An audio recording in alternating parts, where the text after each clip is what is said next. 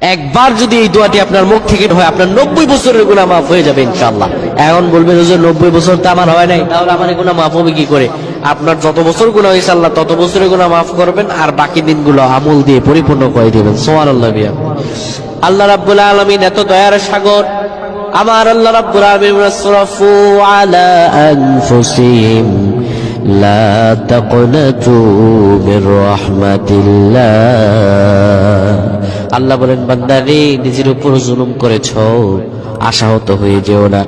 তোমারে যেখানে কেউ দয়া করে না, আমি আল্লাহ তোমারে সেইখানে দয়া করি। লা তাকনাতু মির রাহমাতিল্লাহ, আমি আল্লাহর রহম থেকে নিরাশ হয়ে যেও না।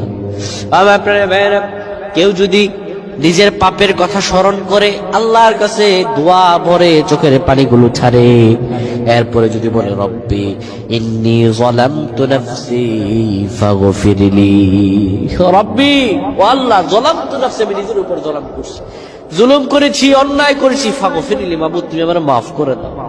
এই দোয়াটা যদি কোনো ব্যক্তি পারে, আল্লাহ রাব্বুল আলামিন হয়তোবা তার 90 বছরের সগীরা গুনাহ মাফ করবেন, কিন্তু কবিরা গুনাহ নয়।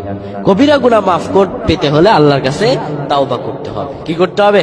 তাওবা। আল্লাহ যেন বুঝদান করবেন। আল্লাহুম্মা আমিন।